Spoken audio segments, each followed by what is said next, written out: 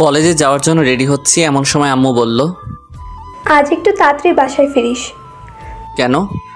তোকে নিয়ে আমার বান্ধবীর বাসায় যাব। তোমার বান্ধবীর বাসায় তুমি যাও, আমি গিয়ে কি করব? আরে যাব তো তোর জন্য। আমার বান্ধবী রাবেয়া তোকে নিয়ে যাওয়ার জন্য বলেছে। আমার জন্য যাবে মানে? তোর জন্য মেয়ে দেখতে যাব। তুমি কি পাগল হয়েছো? মেয়ে দেখবে মানে? হ্যাঁ, আমি আরাবিয়াকে অপরকে কথা দিয়েছিলাম আমাদের ছেলে মেয়েকে একসাথে বিয়ে দিয়ে আমাদের সম্পর্কটা আরো গভীর করব। বাহ, নিজেদের জন্য আমাকে বলে দিচ্ছ কেন? তুই ছাড়া আমার আর কোনো ছেলে আছে নাকি? থাকলে তো তাকেই দিতাম। কিন্তু এটা কেমনে সম্ভব? আমি তো এখনো তোমার কাছ থেকে টাকা নিয়ে হাত খরচ চালাই। বউকে কি খাওয়াবো? তুই যে কি রোজগার করে খাওয়াবি সেটা আমি খুব ভালো করেই জানি। খাওয়ার কথা তোকে চিন্তা করা লাগবে না। কিন্তু কিন্তু কি? মেয়েটা তোর থেকে 1 বছরের সিনিয়র। আমার থেকে সিনিয়র মানে? সিনিয়র।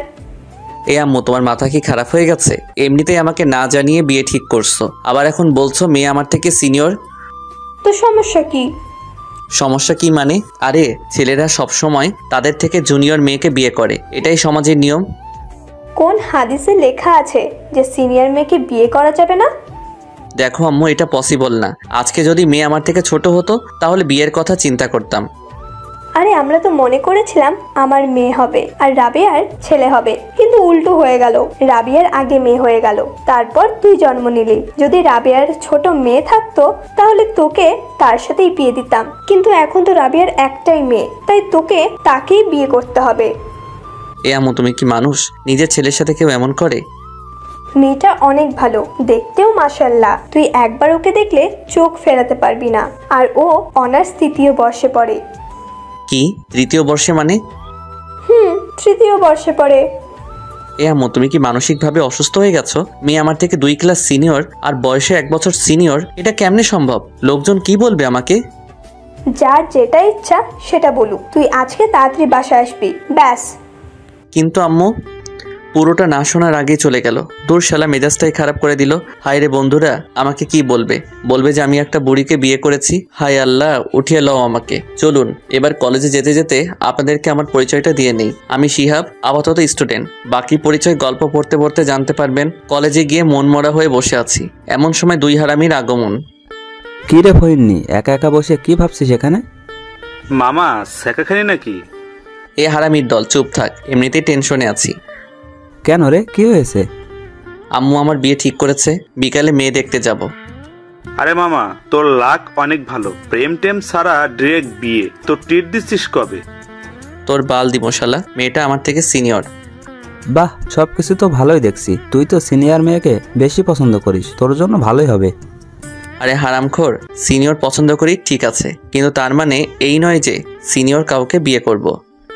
হালার পুত, তামান্নাপুর পেছনে পেছনে ঘুরতে যেয়ে ভুলে গেলি উনি কি সিনিয়র না? ধুর, তামান্নার সাথে অন্য কাউকে মিলাবি না। তামান্না হলে তো কোনো কথাই ছিল না।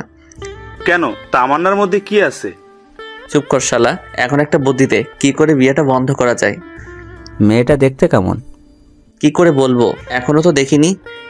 আগে দেখে আয়, মেয়েটাকে আগে দেখ, তোর পছন্দ হলে বিয়ে করিস, না হলে করিস না। কিন্তু আম্মু তো ওর সাথে বিয়ে দিবে। আরে তুই আগে দেখে আয়, সুন্দর হলে আমাকে বলিস, আমি নিজেই করব। আমারও অনেক ইচ্ছা সিনিয়র বউকে আদর করার। এই তুই মানুষ শালা, আমি আছি আমার টেনশনে আর তুই মজা নিচ্ছিস।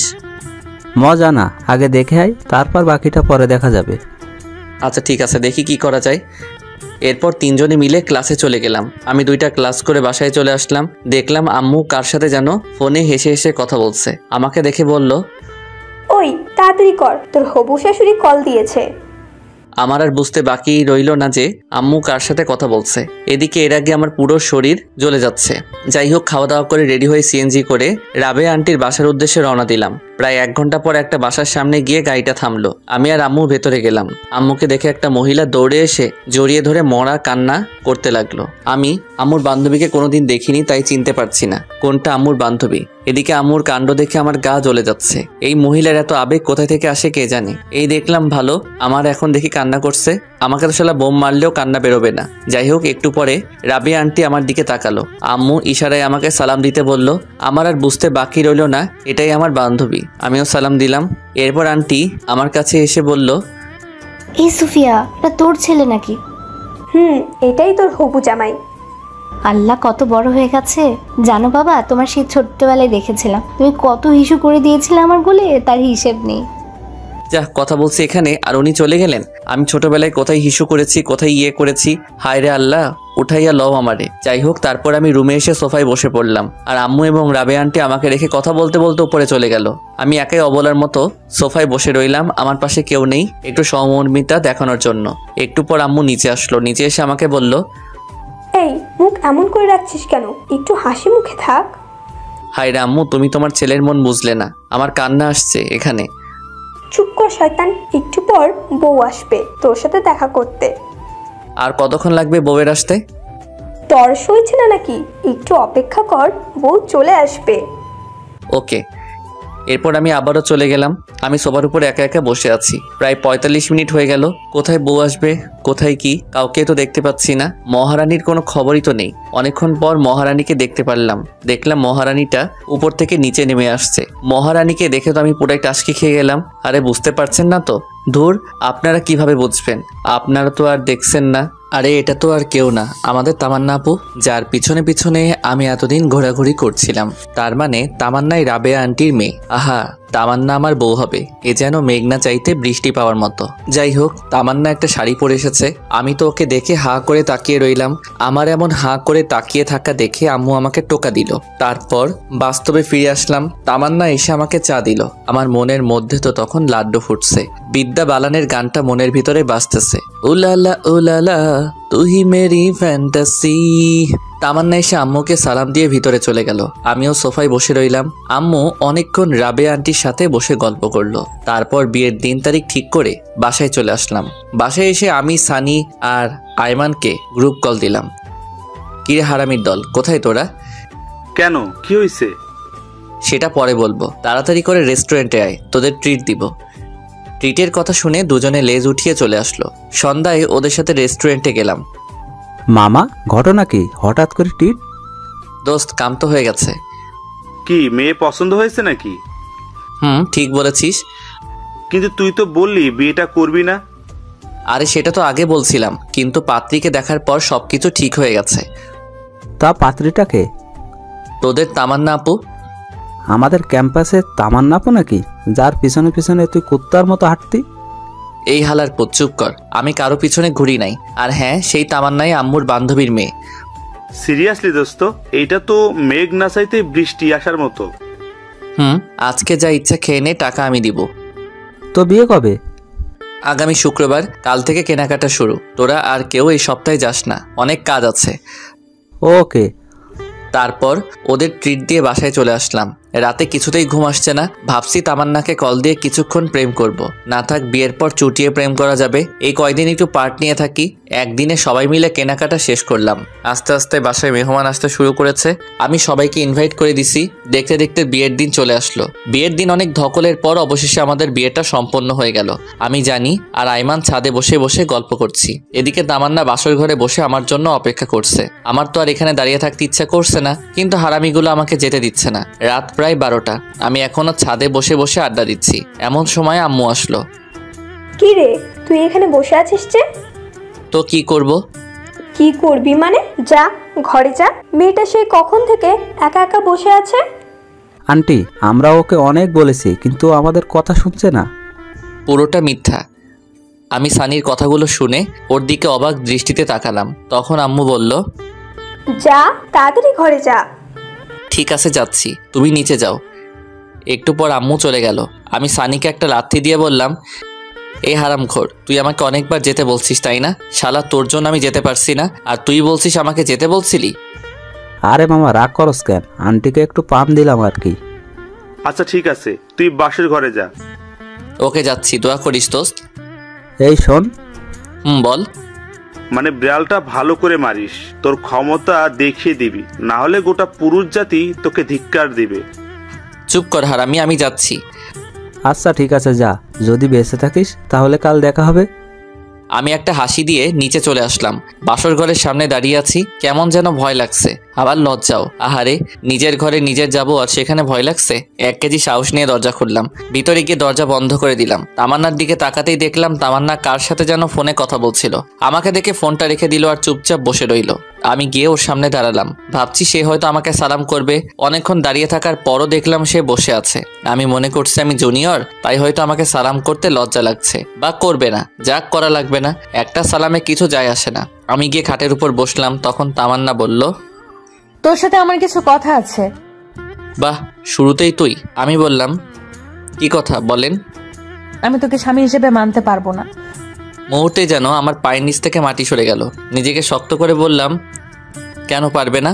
আর সেই কথা বিয়ের আগে বলেননি কেন? বলিনি কারণ আম্মুর কথার উপরে আমি কোনো কথা বলতে পারবো না। তাছাড়া বাবা অসুস্থ, এখন যদি বিয়েটা না করি তাহলে বাবা হয়তো আরো বেশি অসুস্থ হয়ে যাবে। আপনার মা বাবার কথা চিন্তা করে আমার লাইফটা নষ্ট করে দিলেন কেন? আপনার যদি বিয়েতে মত না থাকতো আপনার বাবা মাকে বলতেন। বলে কোনো লাভ হবে না, ওরা আমার কোনো কথাই শুনবে না। তাহলে আমাকে বলতেন, আমি আম্মুকে বলে দিতাম যে আমার আপনাকে পছন্দ হয়নি। আমি রিয়াদকে অনেকবার বলেছি পালিয়ে যাওয়ার জন্য, কিন্তু ও এখন নাকি কিছু করতে পারবে না, কিছুদিন সময় লাগবে। এখন আবার এই রিয়ারটাকে? আমার বয়ফ্রেন্ড। তো এখন কি চান আপনি? আমি এখন আপনার জন্য কি করতে পারি? ডিভোর্স। তোকে আমাকে ডিভোর্স দিয়ে দিতে হবে। ডিভোর্স তো আর বললেই হয়ে যাবে না, কমপক্ষে 6 মাস তো আমাদের একসাথে থাকতেই হবে। কি 6 মাস? তোকে আমার 1 সেকেন্ডও সহ্য হয় না। ডিভোর্স পেতে হলে 6 মাস সহ্য করতেই হবে। আচ্ছা ঠিক আছে, আর একটা কথা। কি? এই 6 মাস আমার উপর কোনোভাবে স্বামীর অধিকার খাটাতে আসবি না। ওকে, কিন্তু এই 6 মাস সবার সামনে অন্তত বউয়ের মতো থাকবেন। মা যদি জানতে পারে অনেক কষ্ট পাবে, আর আমি মায়ের কষ্ট সহ্য করতে পারি না। আচ্ছা ঠিক আছে। তারপর আমি রুম থেকে চলে যাচ্ছিলাম, এমন সময় আবারও তামান্না বলল, এই কই যাস? বাহিরে যাই। এখানে থেকে কি করব? না, তুই বাইরে যাবি না। কেন? বাইরে গেলে সবাই সবকিছু বুঝতে পারবে। বাহ, বুদ্ধি আছে দেখছি। এরপর আমি খাটে ঘুমাতে যাব, এমন সময় তামান্না আবারও চিৎকার দিয়ে বলল, এই কি করছিস? কেন ঘুমাবো না? তো খাটে কেন? তাহলে কোথায় ঘুমাবো? তুই খাটে ঘুমাতে পারবি না, সোফায় ঘুমা। কেন, খাটে ঘুমালে সমস্যা কি? বললাম না তোকে স্বামী হিসেবে মানি না। তাহলে এক খাটে দুজনে ঘুমাবো কেন? আমি আর কিছু না বলে একটা বালিশ সোফায় রেখে বারান্দায় চলে গেলাম। ভাবতে লাগলাম কোন অপরাধের কারণে আল্লাহ এত শাস্তি দিচ্ছে আমাকে। বাহিরে তাকিয়ে দেখি সবাই ব্যস্ত, বাবুর্চিটা এদিক ওদিক ঘোরাঘুরি করছে, আম্মুও সবার সাথে বসে গল্প করছে। কিছুক্ষণ দাঁড়িয়ে থেকে আমার রুমে চলে আসলাম, দেখলাম তামান্না কার সাথে যেন ফোনে কথা বলছে। আমাকে দেখে আবারও ফোনটা রেখে দিল। আমি লাইট বন্ধ করে ঘুমাতে যাব, এমন সময় আবারও তামান্না বলল, কিরে, লাইট অফ করছিস কেন? তো লাইট জ্বালিয়ে কেউ ঘুমায় নাকি? আমি তোকে বিশ্বাস করতে পারছি না, তুই লাইট দে। ধুর, এই ঘরেই থাকবো না। এই কই যাস? জাহান্নামে। আপনি তো আমাকে বিশ্বাস করছেন না, এখানে থেকে কি করব? আচ্ছা ডিম লাইট জ্বালিয়ে রাখ। আমি আর কিছু না বলে ড্রিম লাইটটা জ্বালিয়ে ঘুমিয়ে গেলাম। সকালে ঘুম ভাঙবে তামান্নার মায়াবী মুখটা দেখে। আহা, কি সুন্দর লাগছে দেখে, মনে হচ্ছে নিষ্পাপ একটা শিশু ঘুমাচ্ছে। হুমায়ুন আহমেদ বলেছিল, যে মেয়েকে ঘুমন্ত অবস্থায় সুন্দর দেখায় সেই প্রকৃত সুন্দরী। তামান্নাও সেই হুমায়ুন আহমেদের অজানা সুন্দরী পরী। কিছুক্ষণ তাকিয়ে থাকার পর ওর ঘুমটা ভেঙে যায়। আমাকে দেখার আগে আমি আবারও ঘুমিয়ে থাকার ভান করলাম। তামান্না উঠে ফ্রেশ হতে চলে গেল, আমিও উঠে নাস্তা করে বাহিরে চলে গেলাম। সানি আইমানকে গতকাল রাতের সব ঘটনা খুলে বললাম। সত্যি তামান্না তোর কাছে ডিভোর্স চাইছে? তো আমি কি মিথ্যা বলতেছি? তো এখন কি করবি? দেখা যাক, ডিভোর্স দেওয়া ছাড়া কোনো অপশন নাই। তোদের পরিচিত কোনো উকিল আছে? আমার কাকা আছে। আচ্ছা, আমি তোকে সব কাগজপত্র দিব, তুই তোর কাকার সাথে কথা বলে রাখ। ওকে চল, এখন মন খারাপ করে বসে থেকে লাভ নেই, একটু ঘুরে আসি। ঠিক বলছিস। আচ্ছা ঠিক আছে, চল তাইলে। সারাদিন ওদের সাথে ঘোরাঘুরি করে রাত 9টায় বাসায় আসলাম। দেখি আব্বু আম্মু সবাই রেগে আগুন হয়ে আছে। কি রে, তুই সারাদিন কোথায় ছিলি?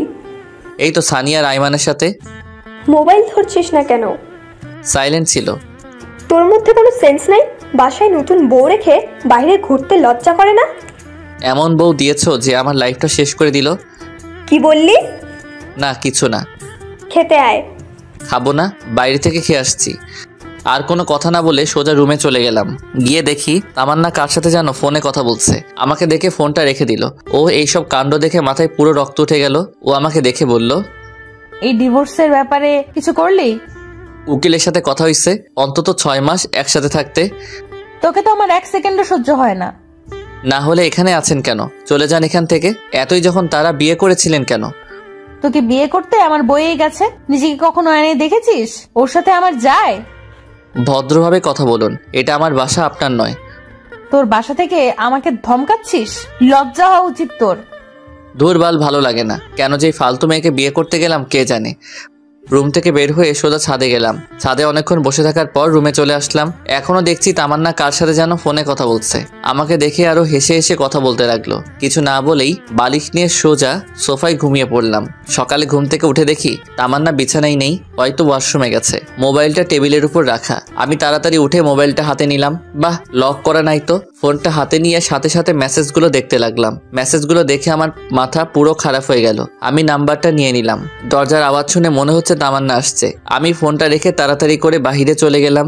এভাবেই তামান্না আর আমার দিনগুলো যেতে লাগলো। আমি কলেজে যাওয়া শুরু করলাম। পরের দিন থেকে তামান্নাও যায়। আম্মু বলেছে দুজনকে একসাথে যাওয়ার জন্য, কিন্তু তামান্না আমাকে পার্সোনালি নিষেধ করেছে। আর তাই দুজনে বাসা থেকে একসাথে বেরোলেও একসাথে কলেজে যাই না। সেদিন ক্লাস শেষ করে বাহিরে এসে দেখি তামান্না তার বন্ধুদের সাথে বসে আড্ডা দিচ্ছে আর অনেক হাসাহাসি করছে। আমার তো এসব দেখে রক্ত মাথায় উঠে গেল। আমি ওর কাছে গিয়ে বললাম, চলেন। কোথায় যাব? বাসায় যেতে হবে। তুই যা, আমি যাব না তোর সাথে। তুই করে বলাতে সবাই আমার দিকে হা করে তাকিয়ে আছে। আম্মু বলেছে আপনাকে সাথে নিয়ে বাসায় যেতে। ওই কুত্তা, তোকে না বলেছি আমার উপর স্বামীর অধিকার খাটাতে আসবি না? যা তুই তোর মাকে নিয়ে। মাকে নিয়ে একদম বাজে কথা বলবেন না। বললে কি করবি? আপনি বাসায় চলুন। তাই বলে আমি ওর হাতটা ধরে টেনে বাসায় নিয়ে আসতে চাই না। এমন সময় ঠাস করে আমার গালে একটা চড় বসিয়ে দিল। তোর সাহস কি করে হয় আমার হাত ধরার, বেয়াদব কোথাকার? এটা বলে তামান্না উঠে সেখান থেকে চলে গেল। আমি গালে হাত দিয়ে দাঁড়িয়ে রইলাম। পুরো ক্যাম্পাসের ছেলে মেয়ে সবাই আমার দিকে হা করে তাকিয়ে আছে। লজ্জায় মাথা কাটা গেল। আমি আর সেখানে দাঁড়িয়ে না থেকে পাশে একটা পার্কে এসে বসে রইলাম। এমন সময় তামান্না মোবাইল থেকে নেওয়া নাম্বারটার কথা মনে পড়লো। চিন্তা করলাম কল দেব, কিন্তু না, দিলাম না। নাম্বারটা সেভ করে নিলাম। নাম্বারটা সেভ করার সাথে সাথে ইমো অ্যাকাউন্ট চলে আসলো। তারপর ইমো অ্যাকাউন্টের প্রোফাইলে গিয়ে ছেলেটার ছবি দেখলাম। একটু হ্যান্ডসাম ছেলে, একটা বাইকের উপর বসে আছে। মনে হয় এই ছেলের সাথে তামান্নার রিলেশন চলছে। ছেলেটাকে দেখে আমার কেমন যেন মনে হলো প্লে বয়। আমি ছবিটা নিয়ে আমি আমার বন্ধুদের গ্রুপে ছবিটা দিয়ে দিলাম আর বললাম, যদি কেউ এই ছেলেকে কোথাও দেখে থাকেন তাহলে যেন সাথে সাথে আমাকে কল করে। তারপর সেখানে আরো কিছুক্ষণ থাকার পর বাসায় চলে গেলাম। বাসায় আসার সাথে সাথে আম্মু ঠাস করে একটা চর বসিয়ে দিল। আমি আবুলের মতো দাঁড়িয়ে রইলাম। মারলে কেন? বেশ করেছি, তোকে আরো মারা উচিত। কেন, কি করেছি আমি? লজ্জা করে না তোর বউ থাকা সত্ত্বেও অন্য একটা মেয়েকে নিয়ে পার্কে ঘুরতে যাস? মানে কে তোমাকে এসব কথা বলেছে? তোকে একটা মেয়ের সাথে দেখিনি? তামান্না তোকে নিষেধ করার জন্য তুই সবার সামনে তামান্নাকে চর মারিসনি? এ কথা শুনে তো আমার মাথায় আকাশ ভেঙে পড়বে। আম্মু, আমার কথাটা শোনো। তুই কোনো কথা বলবি না আর আমাকে আম্মু বলে ডাকবি না। আমি কখনো চিন্তাও করতে পারিনি যে তুই এত খারাপ হয়ে যাবি। আম্মু, এসব মিথ্যা। আমি জানি না, তুই আমার চোখের সামনে থেকে চলে যা, তোকে যেন আর না দেখি। ধুর, কার মুখ দেখে যে সকালে ঘুম থেকে উঠলাম। এমনি সকাল থেকে আমার সাথে যা যা ঘটছে, এদিকে আম্মু আমাকে বিশ্বাস করছে না। ব্যাগটা ঘাড়ে নিয়ে বাইরে চলে গেলাম। বাইরে এসে একটা জায়গায় বসে রইলাম। অনেক রাত হয়ে গেছে, কি করব কিছু বুঝতে পারছি না। রাতে বাসায় না গিয়ে সানির বাসায় চলে গেলাম। কি রে, রাতের বেলায় তুই এখানে? কেন, সমস্যা হচ্ছে নাকি? সমস্যা হলে বলে দিয়ে চলে যাই। আরে ধুর, সমস্যা হবে কেন? তোকে তো কোনোদিন ভুলেও বাসায় নিয়ে আসা যায় না। আজকে এভাবে চলে আসলি তাই বললাম আর কি। আচ্ছা বাদ দে, ভেতরে আয়। তারপর আমি সানির মা বাবাকে সালাম দিয়ে ভেতরে গিয়ে ব্যাগটা রেখে ফ্রেশ হলাম। ফ্রেশ হয়ে এসে দেখি বাবা বারবার কল দিচ্ছিল। আমি ফোনটা কেটে দিয়ে সুইচ অফ করে রাখলাম। একটু পর সানির মা এসে খাওয়ার জন্য দেখে গেল। তারপর খাওয়া দাওয়া শেষ করে রুমে চলে আসলাম। এবার সানি বলল, এবার বলতো কাহিনীটা কি? তারপর আমি সানিকে সবকিছু খুলে বললাম। আমার কথাগুলো শুনে সানি বলল, আচ্ছা তাহলে এই ঘটনা। আচ্ছা, তো কাকার সাথে ডিভোর্সের ব্যাপারে কথা বলেছিস? কিছুদিনের মধ্যে কাগজপত্র চলে আসবে। তুই একটু বলে সবকিছু তাড়াতাড়ি করতে বলতো। আচ্ছা ঠিক আছে। তারপর সানির সাথে ঘুমিয়ে পড়লাম। পরের দিন সানিদের বাসা থেকে সরাসরি কলেজে চলে গেলাম। ক্লাস করতে ভালো লাগছে না, তাই বাহিরে এসে আমি, সানি আর আইমান গাছতলায় বসে আছি। দেখলাম তামান্না একটা ছেলের সাথে বাইকে করে কলেজে আসছে। বাইক থেকে নেমে ছেলেটার হাত ধরে উপরে যেতে লাগলো। দেখে আমার মাথা খারাপ হয়ে গেল, কারণ সে তো এখনো আমার বউ। আমি তো এখনো ডিভোর্স দেইনি। ডিভোর্স হওয়ার পর সে যা খুশি তাই করুক, কিন্তু এখন কেন এসব করতে হবে? রাগে আমার শরীরের লোমগুলো দাঁড়িয়ে গেল। আমি সেখান থেকে উঠে তামান্নার দিকে যেতে লাগলাম। কি রে, কই যাস? এই তো একটু আসছি। দাঁড়া, আমরাও আসছি। ওকে। তারপর সবাই একসাথে তামান্নার কাছে গেলাম। তামান্নার কাছে গিয়ে বললাম, কি ব্যাপার, আপনি এই ছেলের হাত ধরে আছেন কেন? আমি কার হাত ধরবো না ধরবো সেটা আমার ব্যাপার, তোর কি? অবশ্যই আমার সমস্যা, ভুলে যাবেন না এখনো আপনি আমার স্ত্রী। তোকে আমি স্বামী হিসেবে মানি না, তোকে বলেছি না আমার উপর স্বামীর অধিকার খাটাতে আসবি না। আপনি না মানলেও আমার কিছু করার নেই, কারণ আপনি এখনো আমার স্ত্রী, আমাদের এখনো ডিভোর্স হয়নি। আমি যা বলবো আপনাকে তাই শুনতে হবে। যদি না চলি কি করবি? দেখবেন কি করতে পারি। দেখা তুই কি করতে পারবি। তাই বলে আমি তামান্নার দিকে আস্তে আস্তে এগোতে লাগলাম, আর সে পিছাতে লাগলো। আমি তার কাছে গিয়ে তামান্নার পাশে থাকার ছেলেটাকে একটা ঘুষি মারি। আমার কর্মকাণ্ড দেখে সবাই হা করে তাকিয়ে আছে। ছেলেটার কলার চেপে ধরলাম। এই শালার পুত, কি নাম তোর? লজ্জা করে না অন্যের বউয়ের সাথে প্রেম করতে? তুই জানিস আমি কে? তুই আমেরিকার প্রেসিডেন্ট হলেও আমার দেখার টাইম নাই। তোকে যদি আর একবার তামান্নার সাথে দেখি তাহলে তোর খবর আছে। তুই আমার গায়ে হাত তুলছিস না? দেখ তোর কি হাল করি।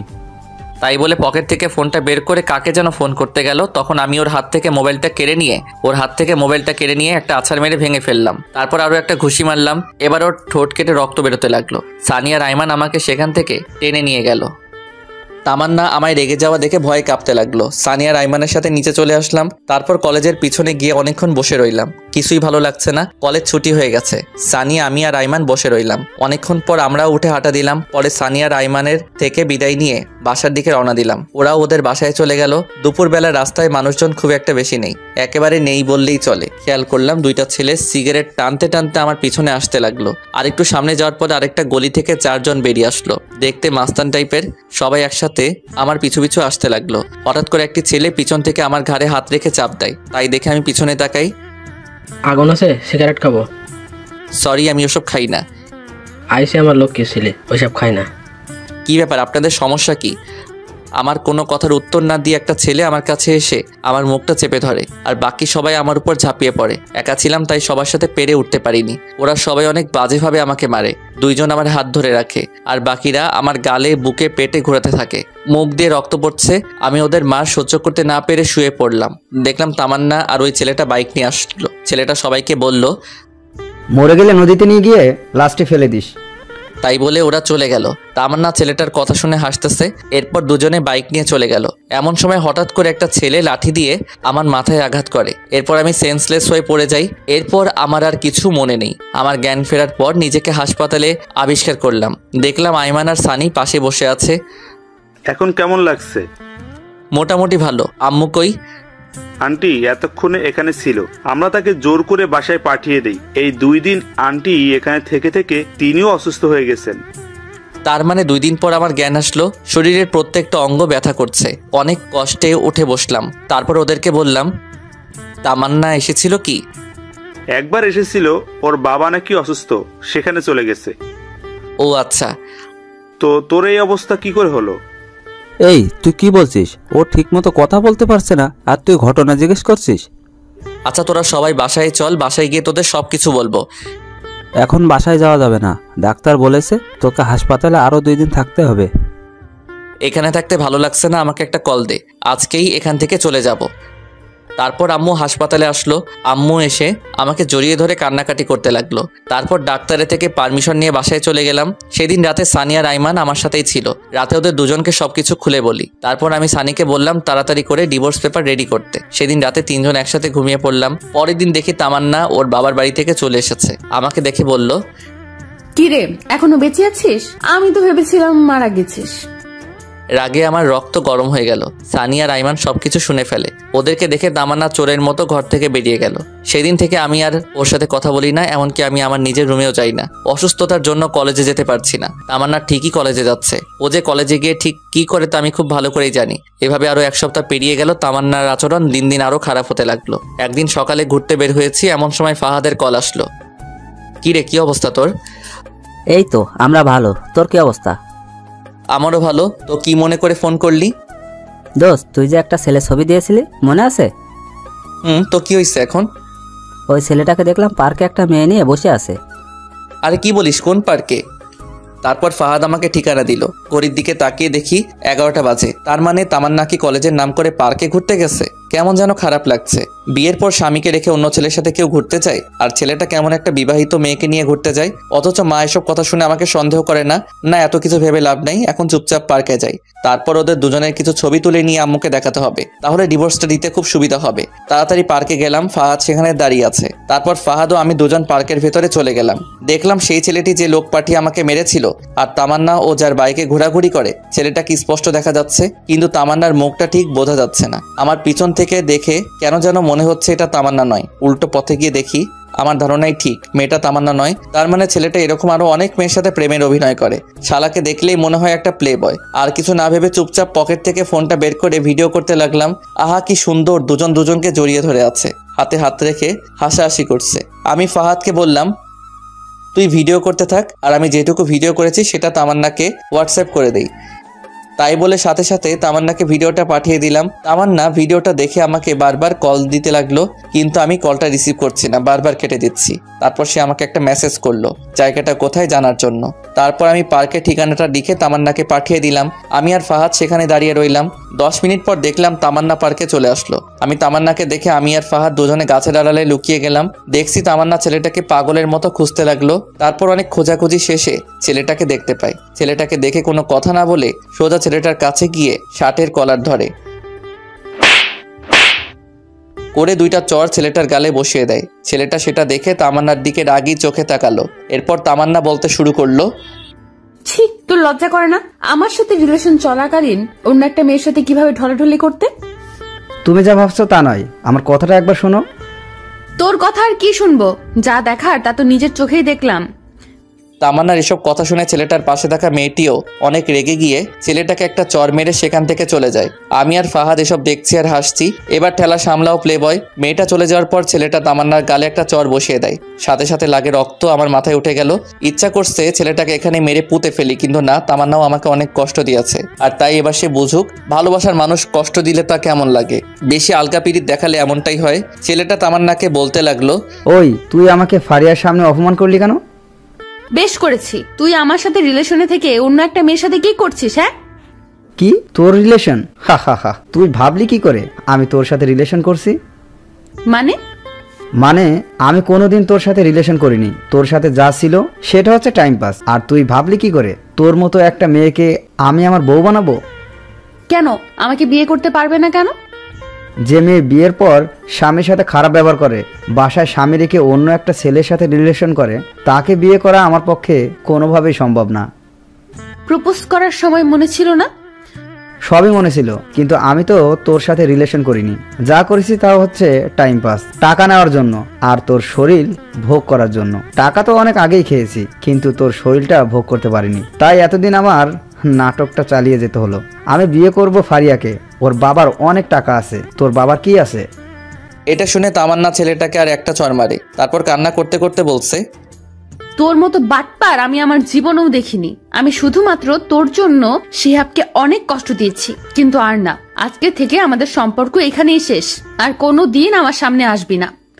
এটা বলে তামান্না কাঁদতে কাঁদতে বাসায় চলে যায়। আর এদিকে ছেলেটা গালে হাত দিয়ে আবুলের মতো দাঁড়িয়ে আছে। তামান্না কথা ভেবে খুব খারাপ লাগছে।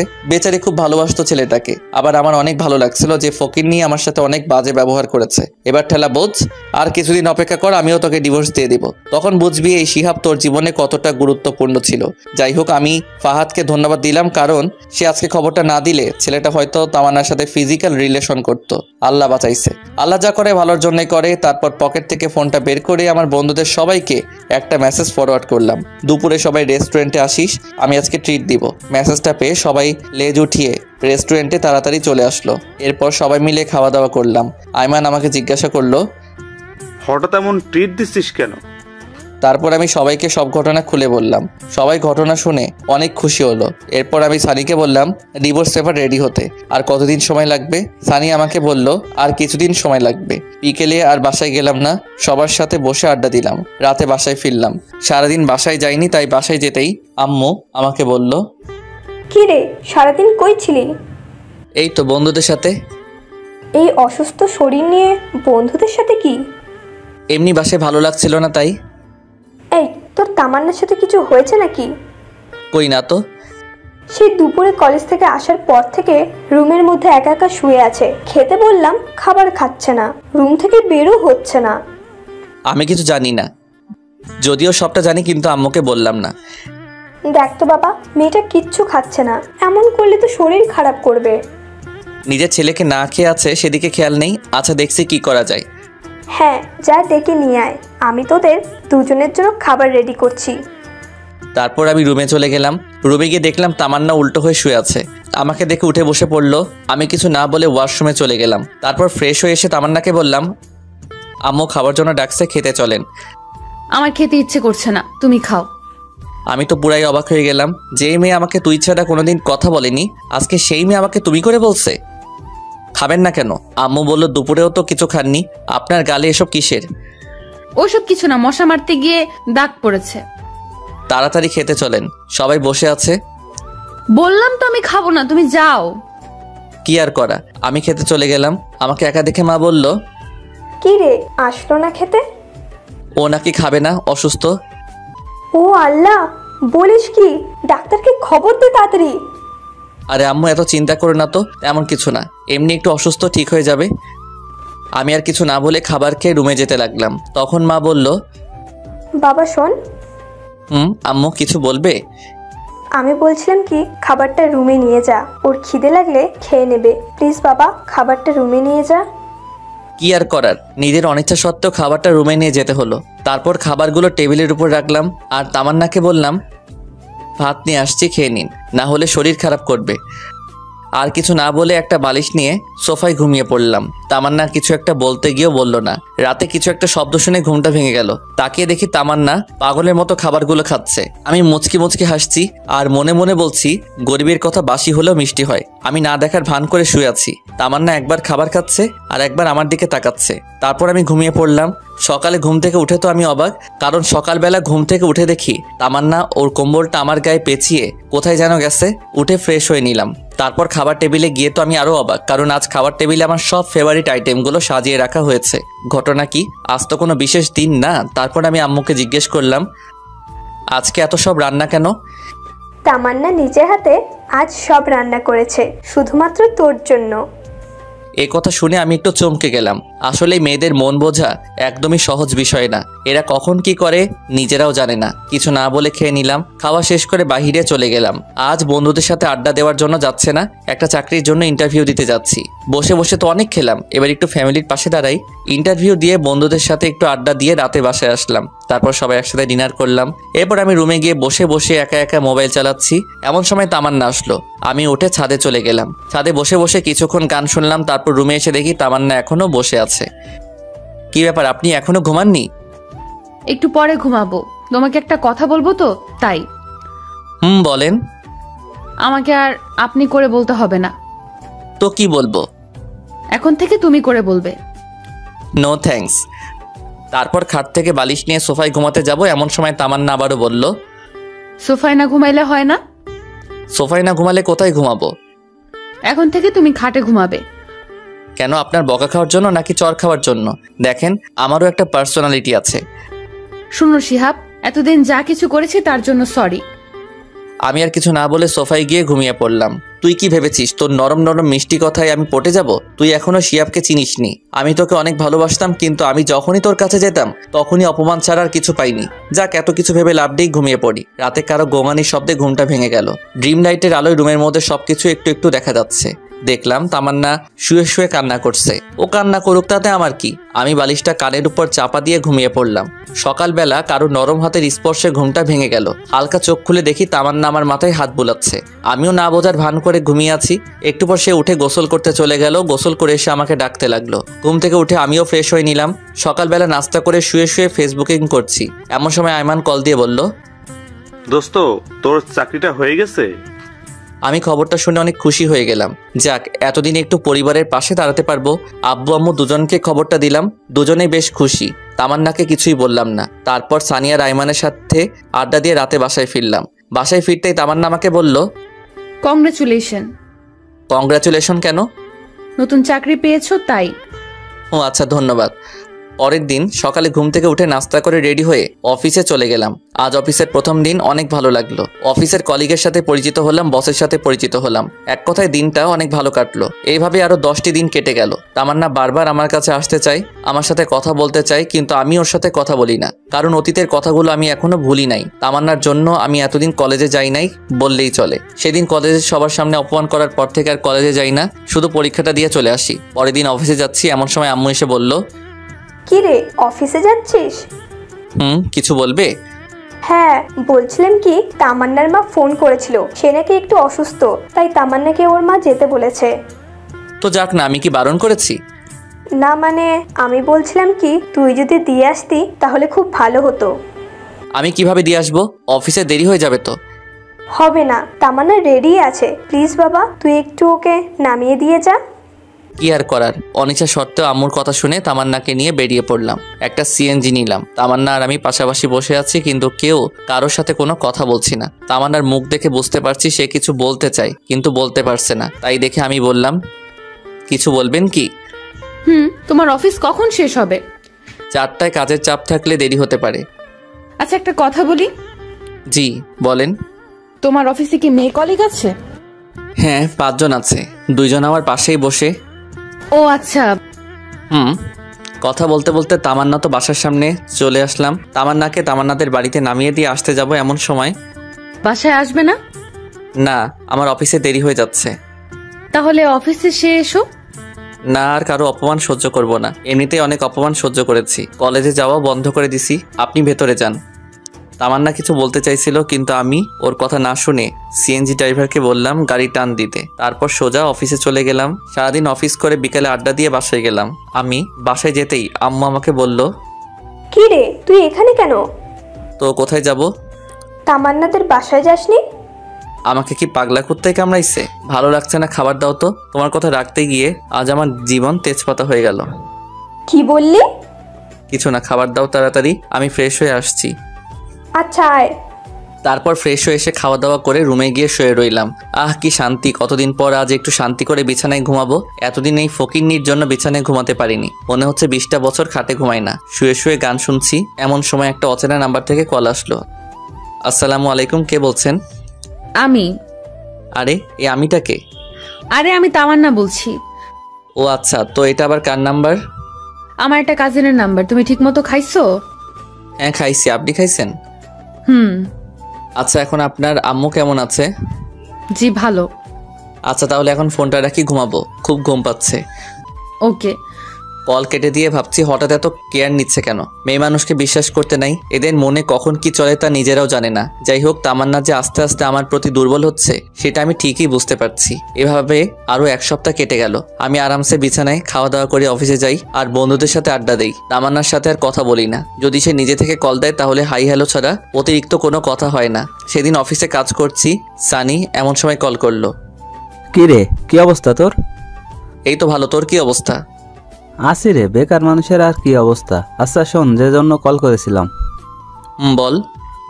তোর ডিভোর্স পেপার রেডি হয়ে গেছে, বিকেলে পুকুর পাড়ে আসিস, পেপারটা নিয়ে যাস। ধন্যবাদ দোস্ত। শুকনো ধন্যবাদ দিতে হবে না, টিপ দিতে হবে। আচ্ছা ঠিক আছে, তাহলে আইমানকেও সাথে নিয়ে আসিস। আচ্ছা ঠিক আছে। যাক, অবশেষে পেপারটা রেডি হলো। এই পেপারটার জন্য এতদিন যেই প্যারায় ছিলাম তা বলে বোঝানো যাবে না। বিকেলে অফিস শেষ করে পুকুর পাড়ে চলে গেলাম। গিয়ে দেখলাম সানি আর আইমান বসে আছে। তারপর ওদের সাথে বসে অনেকক্ষণ আড্ডা দিলাম। তারপর ওদের ট্রিট দিয়ে বাসায় চলে আসলাম। বাসায় এসে দেখি আম্মু রেগে আছে। কি হয়েছে আম্মু, এভাবে তাকিয়ে আছো কেন? তোর মোবাইল কই শুনি? আছে তো। তাই বলে পকেটে হাত দিয়ে মোবাইলটা বের করে দেখি মোবাইলটা বন্ধ হয়ে আছে। তোকে কল দেই, কল যায় না কেন? আমি ফোনে চার্জ ছিল না, সেজন্য কল আসেনি। মোবাইল চালাতেই ভালো লাগে, চার্জ দিতে মনে থাকে না। আচ্ছা বাদ দাও তো, কল দিয়েছিলে কেন? তামান্নাকে নিয়ে আসার জন্য। আমি তো নিয়ে আসতে যাব ওকে, একা একা আসতে পারে না নাকি? নাকি আমি ওর বডিগার্ড? এ কেমন কথা বলছিস? মেয়েটা একা একা আসবে কি করে? তুই যা, ওকে নিয়ে আয়। আমি গিয়ে ওকে নিয়ে আসবো মানে? হ্যাঁ, তুই গিয়ে ওকে নিয়ে আয়, না হলে তোর এই বাড়িতে ঠাঁই নাই। এটা কেমন কথা? হ্যাঁ, এখন চুপচাপ গিয়ে ওকে নিয়ে আয়। কি আর করার, বাসা থেকে বেরিয়ে আবার তামান্নাদের বাসায় গেলাম। ওদের বাসায় গিয়ে দেখি 8:30 বাজে। অনেকক্ষণ ধরে কলিং বেল বাজাচ্ছে কিন্তু দরজা খুলছে না। অনেকক্ষণ পর তামান্নার মা এসে দরজা খুলে দিল। আসসালামু আলাইকুম, কেমন আছেন? আলহামদুলিল্লাহ ভালো, তুমি কেমন আছো বাবা? আলহামদুলিল্লাহ ভালো। তামান্না উপরে আছে, যাও। ইচ্ছা না থাকা সত্ত্বেও উপরে চলে গেলাম। গিয়ে দেখলাম তামান্না রেডি হয়ে বসে আছে। আমি ওকে বললাম, রেডি হয়েছেন? আম্মা ফোন করেছিল, কিন্তু তুমি আসতে এত দেরি করলা কেন? অফিস থেকে আসতে একটু দেরি হয়ে গেছে। আচ্ছা চলুন। এখন না, পরে যাব, আগে খাওয়া দাওয়া করে নেই। বাসায় গিয়ে খাবো। না, এখান থেকে খেয়ে বাসায় যাব, আম্মু সব রান্না করেছে। কি আর করার, খাওয়া দাওয়া করে বাসার উদ্দেশ্যে রওনা দিলাম। সিএনজির ভিতরে কেউ কারোর সাথে কথা বলছিলাম না। মনে মনে ভাবতে লাগলাম, আজ থেকে আর আরাম করে খাটে ঘুমাতে পারবো না। একটু পর বাসায় আসলাম।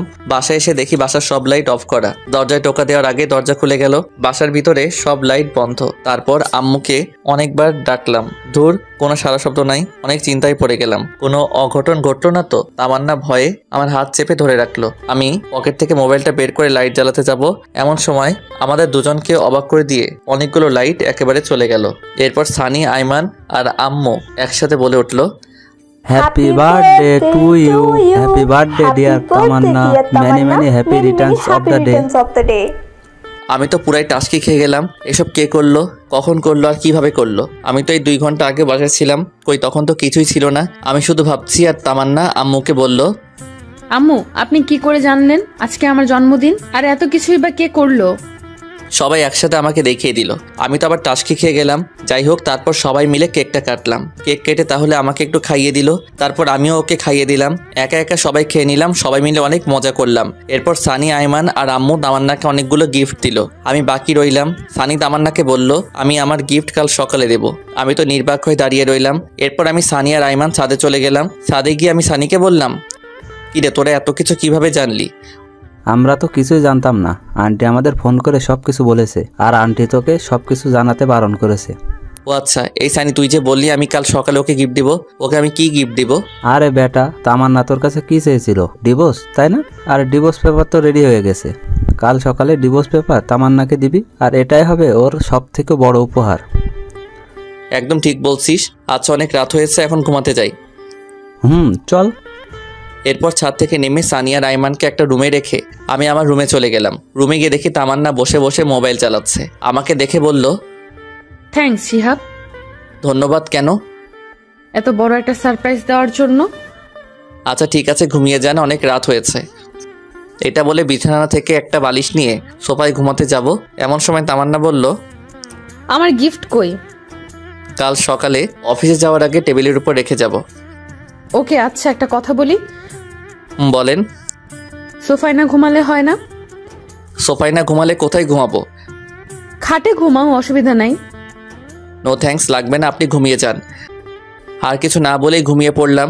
সকালে ঘুম থেকে উঠে দেখি তামান্না আমার আগেই ঘুম থেকে উঠে গেছে। আমি ফ্রেশ হয়ে ডাইনিং টেবিলে গিয়ে দেখি আম্মু রান্না করছে আর তামান্না সবকিছু ডাইনিং টেবিলে গুছিয়ে রাখছে। তারপর নাস্তা করে রুমে এসে ডিভোর্স পেপারটা হাতে নিলাম। অনেক কষ্ট হচ্ছে ডিভোর্স পেপারটা নিয়ে অনেকক্ষণ ধরে দাঁড়িয়ে আছি, সাইন করতে পারছি না। মেয়েটাকে অনেক ভালোবেসে ফেলেছিলাম, কিন্তু কি করার, হয়তো সে অন্য কারো কাছে ভালো থাকবে আমার থেকে, আর আমিও চাই সে সবসময় ভালো থাকুক। মনকে শক্ত করে সাইনটা করেই ফেললাম। ডিভোর্স পেপারের সাথে আরেকটা ছোট চিটকুট লিখলাম, আজ আপনার জন্মদিনের সব থেকে বড় উপহারটা দেওয়ার চেষ্টা করলাম। আমি জানি এই উপহারটা আপনার জন্য সব থেকে বেস্ট, যেটা আপনি আমার থেকে চেয়েছিলেন। আশা করি আপনিও সাইনটা করে দিবেন। দোয়া করি সবসময় ভালো থাকবেন, আর পারলে আমাকে মাফ করে দিবেন আপনাকে অনেক কষ্ট দেওয়ার জন্য, আর আমি চাই আপনি সবসময় ভালো থাকেন। এরপর চিরকুট আর ডিভোর্স পেপার টেবিলের উপর রেখে অফিসে চলে গেলাম। অফিসে যাওয়ার পথে অনেক পুরাতন একটা বন্ধুর সাথে দেখা। তারপর তার সাথে অনেকক্ষণ আড্ডা দিলাম। বন্ধুর সাথে আড্ডা দেওয়াতে অফিসে যেতে 20 মিনিট দেরি হলো। এরপর দেরিতে অফিসে যাওয়ার জন্য বসের অনেক ঝাড়ি শুনতে হলো। রাগে মোবাইলটা সাইলেন্ট করে রেখে কাজ করতে শুরু করি। অন্য দিনের তুলনায় আজকে একটু কাজের চাপ বেশি, কিন্তু কিছুই করার নাই। বেশি বাড়াবাড়ি করলে চাকরি থেকে বের করে দেওয়া হবে। বিকেলবেলা অফিস শেষে পকেট থেকে মোবাইলটা বের করতেই আমি পুরো অবাক হয়ে গেলাম। আম্মু 122টা কল দিয়েছে। তামান্নার আম্মুও অনেকগুলো কল দিয়েছে। সানি, আইমানের কোনো মেসেজগুলো দেখে আমি তো আরও অবাক। একসাথে এতগুলো মেসেজ, এতগুলো কল, ব্যাপারটা কি কিছুই তো বুঝতেছি না। আর এতগুলো কল SMS আসলো, আমি টেরই পাইলাম না। মোবাইলটা হাতে নিয়ে দেখি তামান্না আম্মু আবার ফোন দিছে। হ্যালো, কোনো কথা বলছে না, শুধু কান্না করছে। তারপর আমি কলটা কেটে আমার আম্মুর কাছে কল দিলাম। আম্মু কল ধরছে না। এখন কি করব কিছুই তো বুঝতে পারছি না। আবার আইমানকে কল করলাম। হ্যালো দোস্ত, কি অবস্থা? কিরে, তোর এতবার কল দিলাম, কল ধরিস না কেন? আসলে অফিসে কাজের চাপ একটু বেশি তো, তাই। তো এখন কোথায় আছিস? এই তো 3 রাস্তার মোড়ে আছি। তাড়াতাড়ি মোহাম্মদ আলী হাসপাতালে চলে আয়। কেন, কার কি হয়েছে? তামান্না সুসাইড করতে নিছিল, আমরা সবাই মিলে ওকে হাসপাতালে নিয়ে আসছি। কি, সুইসাইড করতে নিছিল ও? মানে দাঁড়া, আমি এখনই আসছি।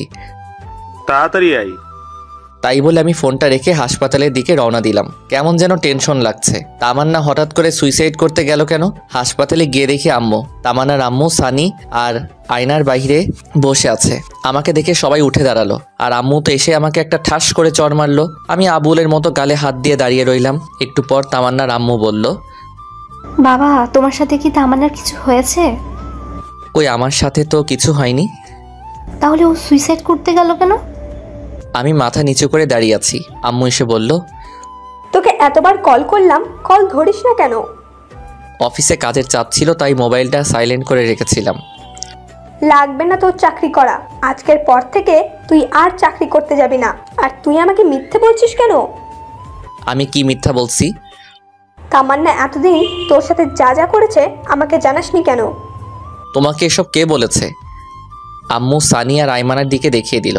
আমি বুঝে গেলাম ওরাই আম্মুকে সব ঘটনা বলে দিছে। সানি, পাড়া, আইমানের দিকে আমি রাগী দৃষ্টিতে তাকালাম। ওরা নিচের দিকে তাকিয়ে আছে। এমন সময় ডাক্তার এসে বলল, রোগীর জ্ঞান ফিরেছে।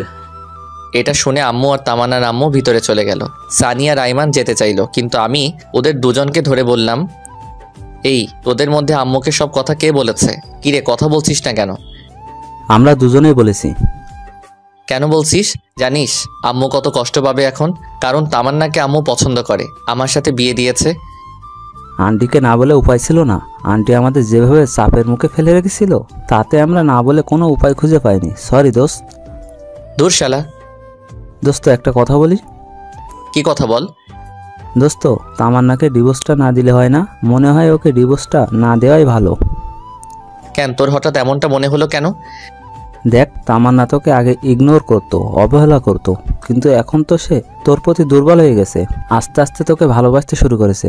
দেখছিস না, ডিভোর্স পেপার পাওয়ার সাথে সাথে সে সুইসাইড করতে গেছিল। দোস্ত, সানি ঠিক কথাই বলেছে। আমারও তাই মনে হয়। ওকে ডিভোর্স দিস না। এই সব কিছুই ছিল মনে মনে। আসলে তামান্নাকে বোঝাতে হবে ভালোবাসার মানুষের থেকে কষ্ট পেলে কেমন লাগে, তাই ওকে আরো কিছু কষ্ট পেতে হবে। আচ্ছা, ওইসব পরে দেখা যাবে। শোন, তামান্নাকে আরো কিছু শাস্তি দিতে হবে। আমার সাথে যেসব করেছে তার ফল ওকে পেতেই হবে। তুই এই অবস্থায় ওকে শাস্তি দিতে চাচ্ছিস? এই অবস্থায় ওকে কিভাবে শাস্তি দিবি? সময় হলেই সবকিছু দেখতে পারবি। এখন এসব না ভাবলেও চলবে। আমরা 3 জন কথা বলছি, আমাকে সবাই আম্মু বাহিরে আসলো। বাহিরে এসে আমাকে বলল, এই হারামজাদা, তোর মনে কি একটু দয়া মায়া নেই? মেয়েটা যে এখন কেমন আছে একটু খবর নেওয়া যায় না? আয় ভেতরে আয়, তামান্না তোকে রাখছে। আম্মুর কথা শুনে আমরা 3 জনে ভিতরে গেলাম। আমি ভিতরে গিয়ে তামান্নার মাথার কাছে বসলাম। আমাকে দেখে একটু অভিমান করে মাথাটা অন্যদিকে ঘুরিয়ে নিল। এরপর আম্মু সবাইকে ইশারা করলো বাহিরে যেতে। আম্মুর কথায় সবাই বাহিরে চলে গেল। ভেতরে আমি আর তামান্না রইলাম। দুজনে চুপ করে বসে আছি, কেউ কোনো কথা বলছি না। দুজনে চুপ থাকার পর আমি নীরবতা দেখে বললাম, এখন আপনার কি অবস্থা? সেটা কারো না জানলেও চলবে। কথা শুনে বুঝলাম মেয়েটা আমার উপর অনেক অভিমান করে আছে। সমস্যা নাই বালিকা, দেখতে থাকো। তোমার জন্য আরো কত কি অপেক্ষা করছে, সামনে যে আরো কত কি হতে যাচ্ছে সেটা আমি নিজেও জানি না। কিছুক্ষণ পর আমি আবারও বললাম, রাগ করেছেন? রাগ করার মানুষ থাকলে তো রাগ করব। আমার কি রাগ করার মানুষ আছে নাকি? আচ্ছা বাদ দেন, এই কাজটা কেন করতে গেলেন সেটা বলেন। তুই কি কিছুই বুঝিস না? আপনি কেন সুইসাইড করতে নিয়েছিলেন সেটা আমি কি করে জানবো? যা, তোর কিছুই বুঝতে হবে না। তুই এখানে কেন এসেছিস? এখান থেকে চলে যা। আমি মারা গেলে তো সব থেকে বেশি তুই খুশি হতি। সবাই আপনাকে দেখতে আসতে বলেছে, তাই দেখতে আসছি। কি? সবাই দেখতে আসতে বলছি তাই তুই আমাকে দেখতে আসছিস? তার মানে তুই আমাকে মন থেকে দেখতে আসিসনি? আচ্ছা এইসব বাদ দেন তো, জন্মদিনের উপহারটা কেমন লাগছে আপনার? অনেক ভালো। উপহারটা পাওয়ার খুশি ঠেলায় তো নিজের জীবনটা দিয়ে দিতে চাইছিলাম, কিন্তু পারলাম না। খুশি হননি কেন? আজ থেকে তো আপনি মুক্ত। এখন থেকে নিজের ইচ্ছা মতো চলতে পারবেন, প্রেম করতে পারবেন, ঘুরতে যেতে পারবেন। ডিভোর্স পেপারে সাইন করতে গিয়ে তোর কি একটু বুক কাঁপেনি? না, আমি শুধু আপনার ইচ্ছাটা পূরণ করতে চাইছি। তুই জীবনেও আমাকে বুঝবি না। আমার কাউকে বুঝতে হবে না। আমরা কথা বলছি, আমার সময় আম্মু এসে বলল, কি রে, তোদের কথা বলা শেষ হয়েছে? আমরা তো কথাই বলি নাই, কথা শুরুই হয় নাই, শেষ হয় নাই, কথা শেষ হবে কি করে? সুফিয়া তামান্নাকে আমার বাসায় নিয়ে যায়, কিছুদিন আমার বাসায় রেখে তারপর পাঠিয়ে দেব। তুই যেটা ভালো মনে করিস। বাহ, দুজনের বন্ধুত্ব টিকিয়ে রাখার জন্য মাঝখানে আমাকে বলি দেওয়া হলো। আমি কেবিন থেকে বের হয়ে যাচ্ছি। আসার সময় আম্মু বলল, কি রে, তুই কোথায় যাস? বাসায় যাচ্ছি। আবার কোথায় যাব? যা, তামান্নাকে ওদের বাসায় দিয়ে আয়। আমি কিছু না বলে চুপচাপ দাঁড়িয়ে আছি, সেটা দেখে আম্মু আবার বলল, কি রে, আমি কি বলছি কথা কানে যায় না? আরে দিয়ে আসবো তো, সমস্যা নাই, কিন্তু তুমি এমন করছো কেন? চুপচাপ গিয়ে একটা সিএনজি নিয়ে আয়। তারপর আমি আর কিছু না বলে বাহিরে গিয়ে একটা সিএনজি থেকে নিয়ে আসলাম। তারপর আমি তামান্নার আম্মু সিএনজিতে উঠে ওদের বাসার উদ্দেশ্যে রওনা দিলাম। সানি আর আইমানকে বললাম আম্মুকে ঠিকমতো বাসায় পৌঁছে দিতে। গাড়ির মধ্যে কেউ কোনো কথা বলি না। গাড়ি থেকে নেমে তামান্নাকে ধরে ধরে বাসার ভিতরে নিয়ে যাচ্ছি, কিন্তু ফকিন্নিটা হাঁটতে পারছে না। ইচ্ছা না থাকা সত্ত্বেও ওকে কোলে নিতে হলো। তারপর ওকে কোলে করে নিয়ে ওর রুমে রেখে আসলাম। বাহ, ফকিন্নিটার মনে মনে লাড্ডু ফুটছে। আমিও খুশি, কখনো ওকে এভাবে স্পর্শ করিনি। কিন্তু জানো, তুমি তো জানো না তোমার জন্য আমি কি পরিমাণ বাস রেডি করতেছি। বাস থেরাপি দিয়েই আমি তোমার অহংকার মাটিতে লুটাবো। তুমি টেরও পাইবা না আমি কি জিনিস। যাই হোক, বাসের ভিতরে নিয়ে আমি তামান্নাকে রুমে নিয়ে গিয়ে খাটের উপর শুয়ে দিলাম। ও আল্লাহ গো, মেয়েদের এত ওজন আগে জানা ছিল না। দেখলে মনে হয় ফু দিলে বাতাস উড়ে যাবে, কিন্তু আজ কোলে নিয়ে বুঝতে পারলাম এত ওজন কি বলবো। তামান্নাকে খাটে রেখে আমি হাঁপাতে লাগলাম। আমার এমন অবস্থা দেখে তামান্না হাসতে লাগলো। যাই হোক, ওকে বাসায় রেখে আমি চলে আসতে লাগলাম। এমন সময় পিছন থেকে ডাক দিয়ে তামান্না বলল, শিহাব। জি, কিছু বলবেন? বলছি আমি আজকে না গেলে হয় না? না, আমাকে বাসায় যেতেই হবে, অফিস থেকে আসছি, এখনো ড্রেস চেঞ্জ করিনি। আচ্ছা, তো কিছু খাইছো কি? না, খাওয়ার সময় পাইনি, বাসায় গিয়ে খাবো। এখান থেকে খেয়ে যাও। No thanks. আর কিছু না বলে সোজা হাঁটা দিলাম। তামান্নার আম্মু অনেকবার করলো থেকে যেতে, কিন্তু আমি না করে দিয়ে বিদায় নিয়ে বাড়িতে চলে আসলো। তারপর বাসায় এসে ফ্রেশ হয়ে নাস্তা করে শুয়ে পড়লাম। এভাবে আরও কিছুদিন কেটে গেল। এর মধ্যে আমি আর তামান্নার সাথে কোনো যোগাযোগ করিনি। মাঝে মাঝে তামান্না আমাকে কল দিত, কিন্তু আমি ধরতাম না। কিছুদিন পর সকালবেলা হঠাৎ অফিসে যাওয়ার জন্য রেডি হচ্ছি, এমন সময় আম্মু এসে বলল, কি রে, অফিসে যাচ্ছিস? হ্যাঁ, কিছু বলবে? তোর অফিস কয়টায় ছুটি? বিকাল 4টায়, তবে কাজের চাপ বেশি হলে দেরি হতে পারে। না, বলছিলাম যে অনেক দিন হলো মেয়েটাকে দেখি না, যদি অফিস শেষে তামান্নাকে বাড়ি নিয়ে আসতি। সরি আম্মু, আমি পারবো না। যার আসার সে নিজেই আসবে। এটা কেমন কথা? একটা মেয়ে একা একা কি করে আসবে? যেভাবে খুশি সেভাবে আসবে। আমি কিছু জানি না। যদি তোমার এতই দেখতে ইচ্ছে করে তাহলে তুমি গিয়ে নিয়ে আসো। যা, তোরা না লাগবে না, আমার মেয়েকে আমি নিয়ে আসবো। তোমার যা ইচ্ছে তাই করো, আমার কি। আর কিছু না বলে বাসা থেকে বেরিয়ে গেলাম। এরপর একটা সিএনজি নিয়ে সোজা অফিসে গেলাম। বিকালে অফিস শেষ করে বন্ধুদের সাথে আড্ডা দিয়ে বেশ রাত করে বাসায় ফিরলাম। বাসায় এসে দেখি তামান্না চলে এসেছে। আমি কিছু না বলে ফ্রেশ হয়ে রুমে গিয়ে শুয়ে পড়লাম। একটু পর তামান্না এসে বলল, শিহাব, তুমি আমাকে ভুলেই গেছো। একটাবার খবর নাও না আমি কেমন আছি, কি করছি। মনে রাখার জন্য কি কোনো চুক্তিপত্র হয়েছে নাকি যে আপনাকে মনে রাখতে হবে? আচ্ছা বাদ দাও, খাবার রেডি, খেতে এসো। আমি খাবো না, বাইরে থেকে খেয়ে আসছি, আপনারা খেয়ে নিন। তাহলে আর কিছু না বলে রুম থেকে চলে গেল। আমি রুমে শুয়ে শুয়ে ফেসবুকিং করছি। একটু পর তামান্না আসলো। দেখে মনে হয় খাওয়া দাওয়া শেষ করে আসলো। রুমে এসে আমার সামনে বারবার হাঁটাহাঁটি করছে, তাই দেখে আমি ওকে বললাম, আপনি এখানে কেন এসেছেন? মানে আপনি এই বাসায় কেন এসেছেন? আপনার চাওয়া পাওয়া তো আমি পূরণ করে দিয়েছি, আবার কি? তুমি এভাবে কথা বলছো কেন? বললাম তো আগের ঘটনার জন্য আমি সরি। এসব বলে লাভ নাই। আপনি ডিভোর্স চাইছেন, আমি ডিভোর্স দিয়ে দিছি। এখন থেকে আপনি আপনার মতো আর আমি আমার মতো। আমি এসব মানি না। আমি আম্মুকে ছাড়া থাকতে পারবো না। আম্মু যেদিন নিজে আমাকে বাড়ি থেকে বের করে দিবে আমি সেদিন চলে যাব। আমি আর কিছু না বলে শুয়ে শুয়ে মোবাইল চালাচ্ছি। একটু পর তামান্না এসে বিছানায় উঠতে লাগলো। আমি তা দেখে ওকে বললাম, এই কি করছেন আপনি? কেন, ঘুমাবো না নাকি? ঘুমাবেন ঠিক আছে, কিন্তু খাটে কি? আপনি মনে হয় ভুলে গেছেন এটা আমার রুম, আমার খাট, তাই আপনি আমার খাটে ঘুমাতে পারবেন না। তো কোথায় ঘুমাবো? যেখানে খুশি ঘুমাও, কিন্তু বিছানায় ঘুমাতে পারবেন না। তাহলে আমি একটা বালিশ তামান্নার হাতে দিলাম। তামান্না বালিশটা নিয়ে সোফায় গিয়ে শুয়ে পড়লো। এখন দেখো কেমন লাগে সোফায় ঘুমাতে। আমাকে অনেক জ্বালাইছো, এখন তুমি একটু ফল ভোগ করো। আমি আর কিছু না বলে পাশ কাটিয়ে শুয়ে পড়লাম। মাঝরাতে কিছু একটা শব্দে ঘুমটা ভেঙে গেল। ঘুম ভাঙতেই তাকিয়ে দেখি তামান্না নাক টেনে কান্না করছে। তাই নাকি? আমি বললাম, এ আপনার সমস্যা কি? এসব ন্যাকা কান্না মানে কি? তোমার এত কিছু জানতে হবে না। আমার জানার কোনো প্রয়োজন নাই। আপনি অন্য কোথাও গিয়ে কাঁদেন, এখানে না। সকালে আমার অফিস আসছে, ঘুমাতে হবে। আমার ঘুমে ডিস্টার্ব হচ্ছে।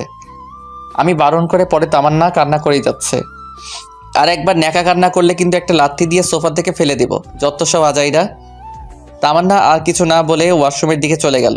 আমিও মনে মনে বলছি, এবার ঠেলা সামলাও জানো, আমিও অনেক কষ্ট পাইছি তোমার আচরণে। এখন দেখো কষ্ট পাইতে কেমন লাগে। এসব ভাবতে ভাবতে কখন যে ঘুমিয়ে গেছি মনে নেই। সকালে ঘুম থেকে উঠে দেখি তামান্না আমার আগে ঘুম থেকে উঠে গেছে। তারপর আমি ঘুম থেকে উঠে ফ্রেশ হয়ে নাস্তা করে অফিসে চলে গেলাম।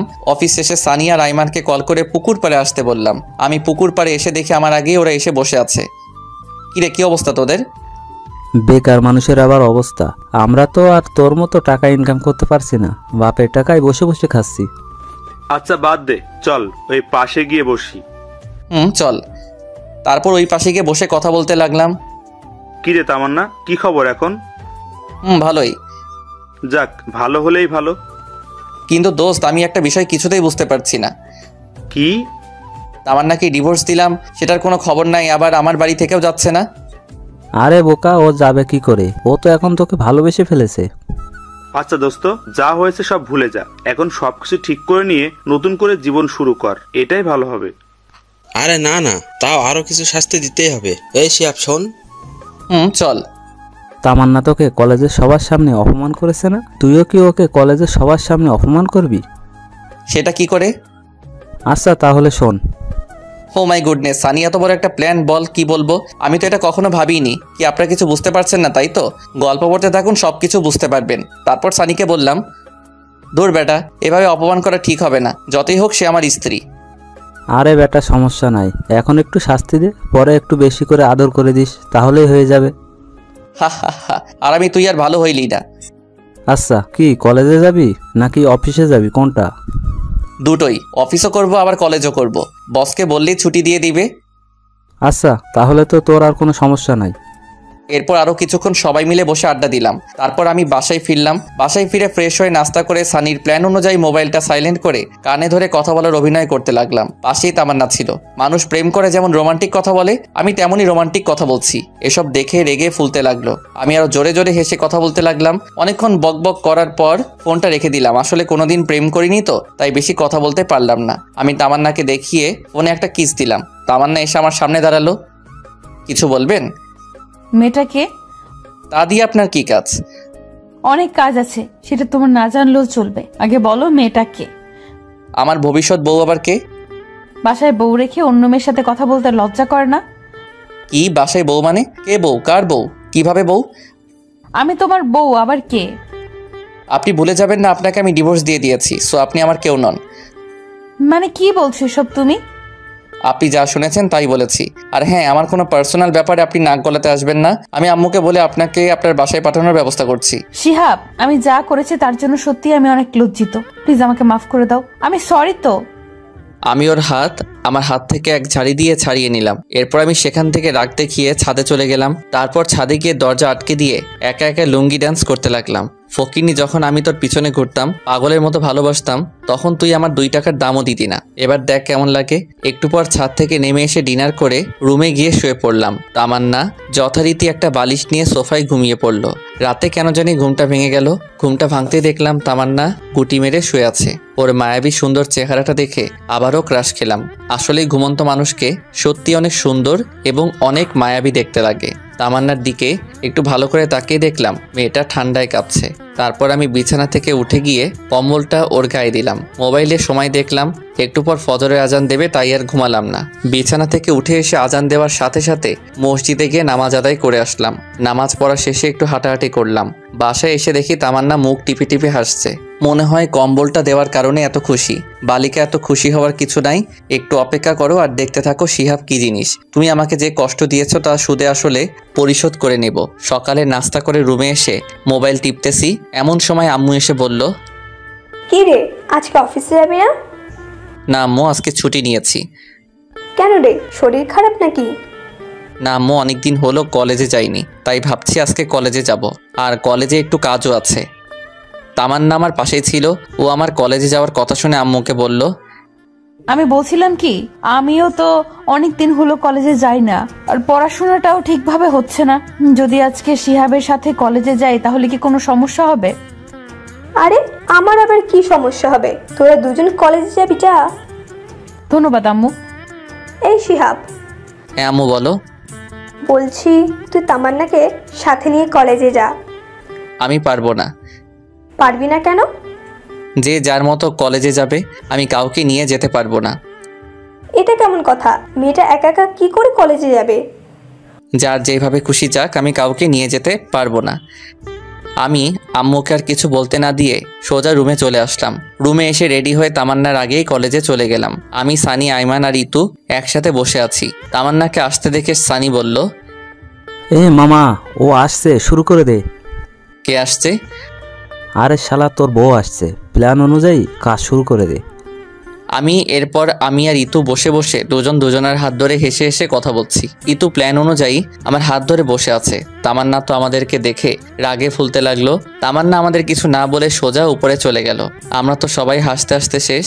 আমরা কেউই আজ ক্লাস করিনি, সবাই বসে বসে আড্ডা দিচ্ছি। তামান্না উপর থেকে বারবার আমাদের দিকে তাকাচ্ছিল। আমি অভিনয়টা বেশ ভালো করে চালিয়ে যাচ্ছি না? যে কেউ দেখলে বলবে আমরা দুজন দুজনকে অনেক ভালোবাসি, কিন্তু এটা ছিল আমাদের প্ল্যান। এভাবে 2 ঘন্টা পার হয়ে গেল। 2 ঘন্টা পর তামান্না ও তার বান্ধবীরা একসাথে আমার দিকে আসছে। সানি আর আইমান ওদের দেখে গান গাইতে লাগলো। আমার এই বাজে স্বভাব কোনোদিনও যাবে না। একটা সিনিয়র মেয়ে এসে সানিকে বলল, যখন একটা কানের নিচে পড়বে এমনিতেই বাজে স্বভাব চলে যাবে। আমি তখনও ইতুর হাত ধরে বসে আছি। আর আমার এমন আচরণ দেখে তামান্না বলল, ছি শিহাব, তোমার লজ্জা করে না? কেন আমার লজ্জা করবে কেন? আমি কি ল্যাংটা হয়ে আছি নাকি? ল্যাংটা হয়ে না থাকলেও তার থেকে অনেক খারাপ কিছু করছো। বাসায় বউ রেখে এখানে অন্য একটা মেয়ের সাথে। ছি। ওয়েট, বউ মানে কার কথা বলছেন? কার সাথে আবার বলবো? আমার সাথে বলছি। হোয়াট? কে আপনি? আপনাকে তো আমি চিনি না। কি বললে? তুমি আমাকে চেনো না? আমার ভাবতেই অনেক ঘৃণা লাগতেছে তুমি এতটা খারাপ। আপনার লজ্জা করে না একটা জুনিয়র ছেলের পিছনে পিছনে ঘুরতে? আপনাকে তো আমি পাত্তাও দেই না, তাহলে কেন বারবার আমার পিছনে আসেন? এতক্ষণে পুরো ক্যাম্পাসের ছেলে মেয়ে সবাই আমাদের দিকে তাকিয়ে আছে। তামান্না তো লজ্জায় মাথা নিচু করে আছে। দেখলাম ওর চোখের কোণায় পানি। কান্না করতে করতে কলেজ থেকে বাইরে চলে গেল। আমার নিজেরও একটু খারাপ লাগছে। ব্যাপারটা আসলে একটু বাড়াবাড়ি হয়ে গেছে। পরে আমি, সানি আর আইমান কলেজ থেকে বেরিয়ে গেলাম আর ইতুকে একটা ধন্যবাদ দিয়ে আসলাম। এরপর আমরা বাহিরে কিছুক্ষণ আড্ডা দিলাম। অবশেষে আমরা বাসায় চলে গেলাম। বাসায় গিয়ে দেখি তামান্না ওর সবকিছু গুছিয়ে নিয়ে বাড়ি থেকে চলে যেতে যাচ্ছে। এদিকে আম্মু ওকে অনেক বোঝাচ্ছি, কিন্তু কোনো কিছুতেই বুঝতে চাচ্ছে না। তামান্না সবকিছু ভুলে ব্যাগ নিয়ে বাপের বাড়ি চলে গেল। এদিকে আম্মু ঠাস ঠাস করে আমাকে চর মারতে লাগলো। আমাকে চর মারতে মারতে আম্মু বলল, কুলাঙ্গার একটা ছেলে, তোর কারণে আজকে আমার মেয়েটা বাড়ি থেকে চলে গেল। আমার মেয়েটার যদি কিছু হয় তাহলে তোর অবস্থা আমি খারাপ করব। আমার কথা শুনে আমার মাথায় বাজ পড়লো। নিজের ছেলের কোনো খোঁজ নেই, ছেলের বউ নিয়ে পড়ে আছে। আমার সাথে রাগারাগি করে আমি ছাদে চলে গেলাম। ছাদে গিয়ে বসে আছি। আমার অনেক খারাপ লাগছে, কারণ আজকে একটু বেশি বাড়াবাড়ি হয়ে গেছে। কিন্তু কি করব, ও আমার সাথে যা যা করেছে তার ফল ওকে পেতেই হবে। কিন্তু মনে হচ্ছে ওর সাথে একটু বেশি করে ফেলেছি। কি করব কিছুই বুঝতে পারছি না। সানিকে একটা কল দিলাম। কিরে, কই তুই? এই দুপুরবেলা বাসা ছাড়া কই থাকবো? কোনো সমস্যা হয়েছে নাকি? হ্যাঁ, সমস্যা তো একটা হয়েছে। আবার কি সমস্যা হলো? ফোনে বলা যাবে না, তুই তাড়াতাড়ি পুকুর পাড়ে চলে আয়। আমি আইমানকেও বলে দিচ্ছি। শোন, তোকে আইমানকে বলতে হবে না, তুই চলে আয়, আমি বলছি ওকে। আচ্ছা ঠিক আছে, তাড়াতাড়ি পুকুর পাড়ে চলে আয়। আচ্ছা ঠিক আছে, কিন্তু কখন আসবি? আসরের নামাজ পড়ে চলে আয়। আচ্ছা ঠিক আছে। এখন ফোনটা রেখে ছাদ থেকে নিচে চলে আসি। নিচে এসে দেখি আম্মু না খেয়ে আমার জন্য টেবিলে খাবার রুমে চলে গেছে। আমি আম্মুর রুমে গিয়ে আম্মুকে বললাম, কি ব্যাপার, আম্মু খাবে না? তোর খাবার তুই খা, আমি আমার মেয়েকে ছাড়া খাবো না। এই মহা যন্ত্রণা দূর আর ভালো লাগে না। এই বলে আমি আম্মুর রুম থেকে বেরিয়ে আসলাম। আমিও কিছু খেলাম না, না খেয়ে রুমে গিয়ে ঘুমানোর চেষ্টা করছি, কিন্তু ঘুম আসছে না। পরে উঠে বাইরে চলে গেলাম। তারপর আসরের নামাজ পড়ে পুকুর পাড়ে চলে গেলাম। সেখানে গিয়ে দেখি সানি আর আইমান পুকুর পাড়ে বসে আছে। আমি ওদের কাছে গিয়ে বললাম, কিরে তোরা আসছিস? কিন্তু তোর মোবাইল বন্ধ কেন? আমি মোবাইলটা হাতে নিয়ে দেখি মোবাইলটা বন্ধ হয়ে আছে। সরি, ফোনে চার্জ নাই। আচ্ছা বল, কি সমস্যা? এখন ওদের দুজনকে সবকিছু খুলে বললাম। আমার কথা শুনে আইমান বলল, শিহাব, আমার মনে হয় তোর এখন তামান্নাদের বাসায় যাওয়া উচিত। দূর, আমি সেখানে গিয়ে কি করব? তুই তামান্নার কাছে সবকিছুর জন্য মাপ চাইবি, আর ওকে বলবি ডিভোর্স পেপারটা নকল ছিল। কি বলিস, নকল ডিভোর্স পেপার মানে? হ্যাঁ, আমি জানতাম একদিন সবকিছু ঠিক হয়ে যাবে, তাই তোর সাথে একটু অভিনয় করছি। শালা, তোরা তো মির্জাফরের থেকে অনেক বড় প্রতারক। আচ্ছা, এসব এখন বাদ দে তো। তুই তামান্নাদের বাড়িতে যাবি কিনা তাই বল। শালা, তোরা আমার সাথে যা করলি, আমি কোথাও যাব না। তাহলে বসে বসে আঙুল চোষ। তামান্না কি আমাকে মেনে নিবে? দেখলি না, তামান্না তোকে অন্য কারোর সাথে সহ্য করতে পারে না। সেটা তো আগে ছিল, কিন্তু কাল কলেজে ওর সাথে যা করলাম, তারপরেও কি ও আমাকে মেনে নিবে? চেষ্টা করতে তো আর নিষেধ নেই নাকি? তোকে তো আগেই বলেছিলাম, যা করবি চিন্তা ভাবনা করে করবি। শালা, তুই চুপ থাক। আজ তোর বুদ্ধিতেই এমন হয়েছে। আজ তোর কথা না শুনলে কিছুই হতো না। আরে আমি কি জানতাম নাকি যে তামান্না ওর বাবার বাসায় চলে যাবে? আচ্ছা, এখন সব বাদ দে তো, এখন কি করা যায় সেটা ভাব। আচ্ছা চল, কিছু খেয়ে আসি আগে।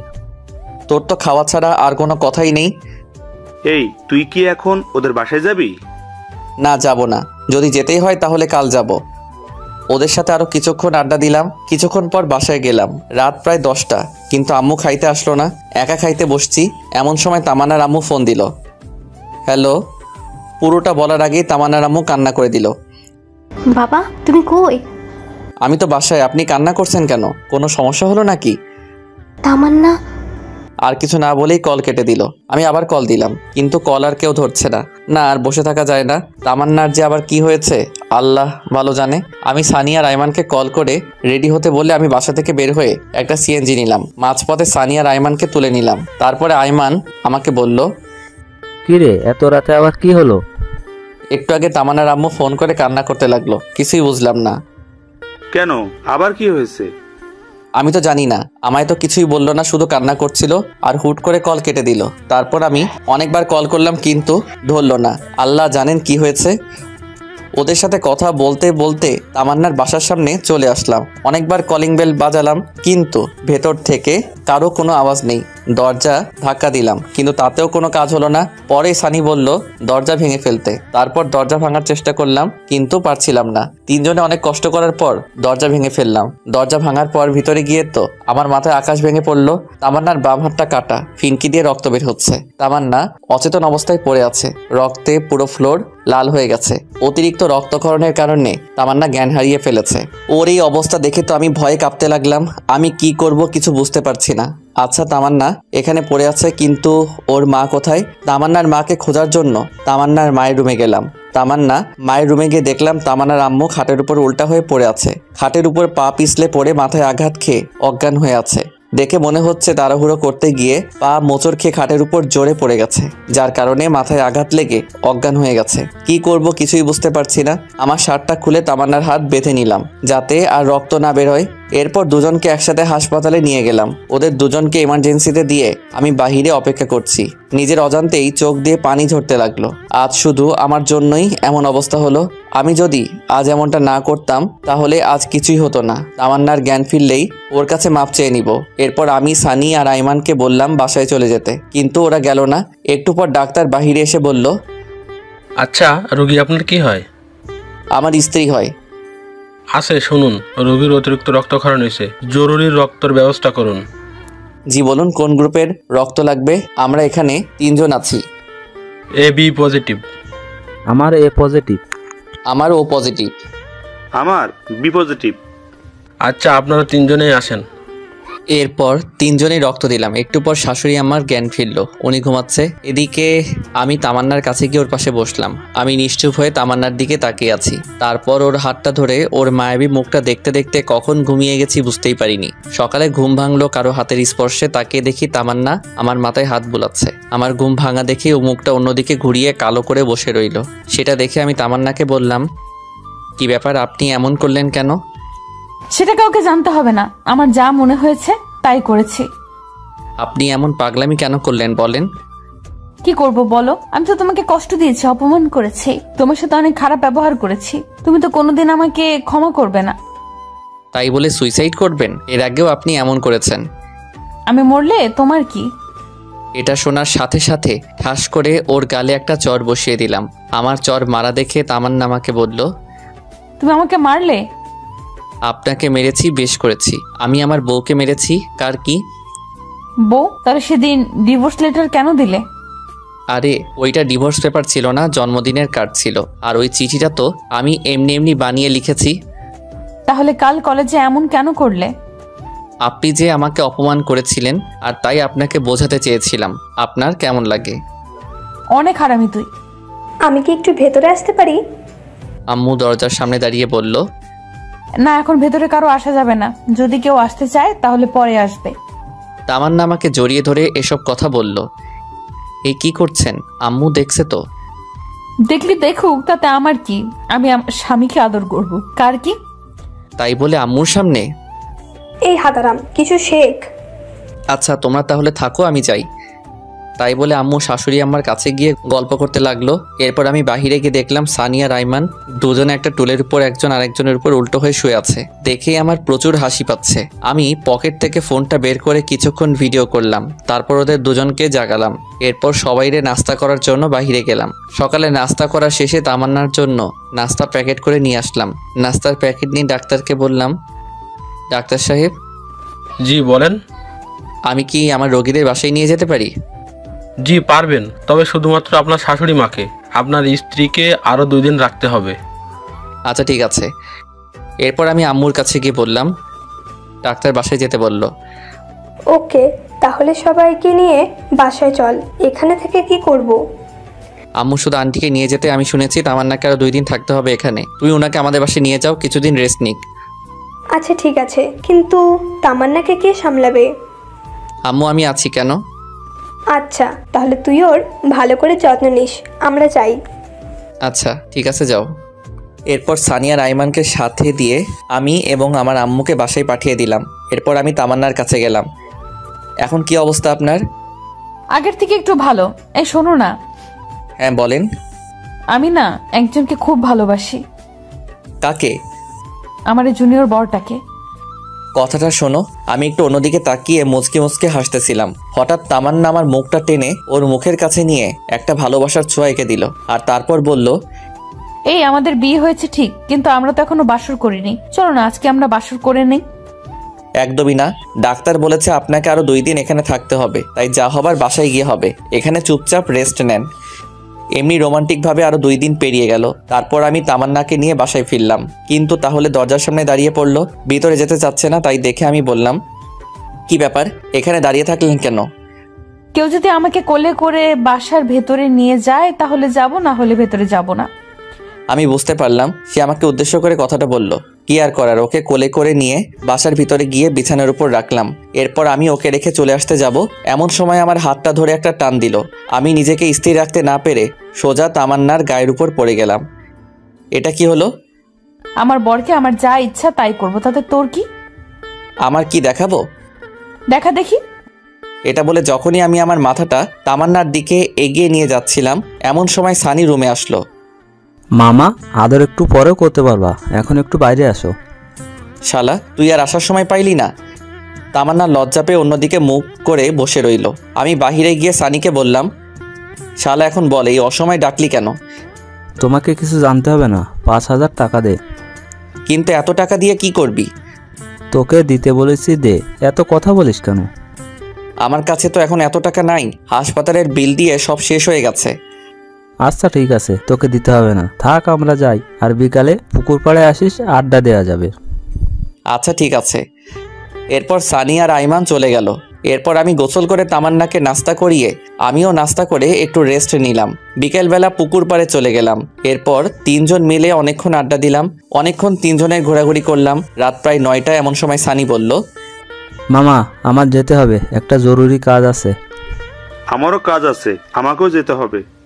তাই বলে ওরা 2 জন চলে গেল। এদিকে আমিও বাসায় চলে আসলাম। বাসায় এসে তামান্নার কাছে গেলাম। কি ব্যাপার, এতক্ষণ কই ছিলে? এই তো একটু বাইরে ছিলাম। কেন, আপনার কোনো সমস্যা হয়েছে কি?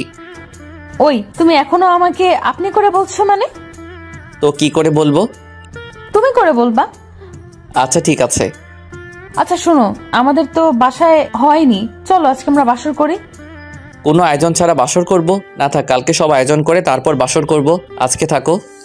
তোমাকে বলছি মানে আজকে। এটা বলে তামান্না বিছানা থেকে উঠে আলমারি থেকে আমার জন্য একটা শেরওয়ানি বের করলো আর একটা শাড়ি বের করলো। আমাকে শেরওয়ানি দিয়ে বলল, যাও, এই শেরওয়ানিটা পরে 2 ঘন্টা পরে রুমে আসবে। 2 ঘন্টা পরে কেন? সেটা আসলেই বুঝতে পারবে, এখন যাও। আচ্ছা, এখানে পরে নেই না? তোমাকে বলছি না বাইরে যেতে। কি আর করার, ছাদে চলে গেলাম। ছাদে গিয়ে শেরওয়ানি পরে একা একা বসে আছি। কিছু ভালো লাগছে না। কি যে করব। 1 ঘন্টা 45 মিনিট হয়ে গেল, আর ভালো লাগছে না। যখনই ছাদ থেকে নামতে যাব এমন সময় সানিয়া রাইমান সামনে আসলো। কিরে, তোরা এত রাতে এখানে কি করিস? কাজ করতে করতে জীবনটা শেষ মামা। এত রাতে কি কাজ করলি? আরে শালা, তোর বাসর ঘর সাজানো। তোদের কে সাজাতে বলেছেন? কেউ না, আমরা নিজেরাই সাজিয়েছি। এখন তাড়াতাড়ি নিচে যা, তামান্না তোর জন্য অপেক্ষা করছে। একটু আড্ডা দিয়ে তারপর যাই। আজকে কোনো আড্ডা হবে না, তুই যা, তোর জন্য আজকে স্পেশাল দিন। ওকে। তারপর আমি রুমের সামনে গিয়ে দাঁড়িয়ে আছি। কেমন যেন ভয় লাগছে, আবার লজ্জা লাগছে। কিছুক্ষণ আগেও তো তামান্নার সাথে কথা বলে আসলাম, তাহলে এখন লজ্জা লাগছে কেন? তোর যা হওয়ার হবে, আগে ভিতরে তো যাই। এরপর 1 কেজি সাহস নিয়ে ভিতরে চলে গেলাম। ভিতরে গিয়ে দেখি তামান্না একটা লম্বা ঘোমটা দিয়ে বিছানার উপর বসে আছে। আমাকে দেখে বিছানা থেকে নেমে আমার পা ছুঁয়ে সালাম করতে যাবে, এমন সময় আমি ওর হাত ধরে বললাম, আরে আরে কি করছো? দেখছো না সালাম করতেছি। আরে জুনিয়রদের সালাম করতে হয় না। কে বলেছে তুমি আমার জুনিয়র? মাত্র 1 বছর, এটা কোনো ব্যাপার না। স্বামী হিসাবে তুমি সবসময় আমার উপরে থাকবে। ঠিক আছে মহারানী, কিন্তু আপনাকে আমার পা ছুঁয়ে সালাম করতে হবে না। আপনার জায়গা আমার পায়ে নয়, এই বুকে, বুঝলেন? হ্যাঁ বুঝলাম, এখন চলো। কোথায় যাব? ছাদে। ছাদে কেন? চাঁদ দেখবো তাই। আচ্ছা ঠিক আছে চলো। এভাবে তো যাব না। তাহলে কিভাবে যাবে? আমাকে কোলে করে নিয়ে যেতে হবে। ওরে আল্লাহ, কি বলেন এইসব? এখন কোলে করে নিয়ে চলো, না হলে সারা রাত সোফায় ঘুমাতে হবে। কি আর করবো, হাতিটাকে কোলে করে নিয়ে ছাদে গেলাম। ছাদে গিয়ে ওকে নামিয়ে দিয়ে আমি হাঁপাতে লাগলাম। ওরে আল্লাহ, একটা মেয়ে মানুষ এত ওজন হয় কি করে? এইটুকুতেই এই অবস্থা? এখন থেকে রোজ কোলে করে নিয়ে আসতে হবে। মানে? সব কথার মানে বলতে হয় না, কিছু কথার মানে বুঝে নিতে হয়। আচ্ছা চলো কিছুক্ষণ হাঁটাহাঁটি করি। ওকে। তারপর 2 জন কিছুক্ষণ হাঁটাহাঁটি করার পর তাদের একটা কোনায় গিয়ে 2 জনে বসলাম। তামান্নাও আমার পাশেই বসে। আমি উপরের দিকে তাকিয়ে বসে আছি আর ভাবছি, এই এত কি ভাবছো? আল্লাহ আমাকে পরীক্ষায় ফেলেছে, সেটার কি উত্তর দিব সেটাই ভাবছি। কি পরীক্ষা? আল্লাহ আমাকে 2টা চাঁদ দিয়েছে, একটা ওই উপরে আর একটা আমার পাশে। এখন আমাকে বলতেছে কোনটা আমার কাছে বেশি গুরুত্বপূর্ণ। তো কোনটা তোমার কাছে গুরুত্বপূর্ণ? উপরেরটা তো শুধু রাতে আমার সাথে থাকবে, কিন্তু সকাল হলেই হারিয়ে যাবে। কিন্তু পাশেরটা সব সময় থাকবে। কিন্তু কথা হচ্ছে, যদি কখনো পাশে থাকা চাঁদটা চলে যায়, তাই ভাবছি কোনটা আমার জন্য গুরুত্বপূর্ণ। এটা শুনে তামান্না আমার হাত ধরে আমার কাঁধে মাথা রেখে বলল, এই তোমার হাত ধরে ধরে কসম করছি পুরো পৃথিবী ছেড়ে দেব, কিন্তু তোমার হাত কখনো ছাড়বো না। তাই নাকি? তাই। এই শোনো না। বলেন। আমার না টুইন বেবি অনেক পছন্দ। তো আমাকে কি করতে হবে? তোমাকে কিছু করতে না, যা করার আমি নিজেই করব। কি করবে? সময় হলেই দেখতে পারবে। এখন রুমে চলো। ওকে চলেন। ওইভাবেই যাও কেন? তাহলে কিভাবে যাব? যেভাবে কোলে করে নিয়ে এসেছিলে সেভাবেই কোলে করে নিয়ে যাও। কি আর করার, আবারও কোলে করে নিয়ে গেলাম। খাটে রেখে আমি ওয়াশরুমের দিকে যাচ্ছি, এমন সময় আমার কলার ধরে টান দিয়ে বলল, আই কই যাস? এই তো একটু আসছি। তোকে যে টুইন বেবির কথা বললাম ভুলে গেছিস? এটা বলে আমাকে একটা টান দিয়ে খাটে ফেলে দিল। একা দুজন হারিয়ে গেলাম ভালোবাসার এক অজানা ভুবনে। আপনারা এখনো বসে আছেন? আরে ভাই, অনেক কিছুই তো দেখলেন, এখন আমাদেরকে আমাদের মতো একটু কাজ করতে দিন। আর আপনারা আপনাদের জীবন সঙ্গীর সাথে একটু খুনসুটি করেন। এখন যে যার মতো বাসায় যান।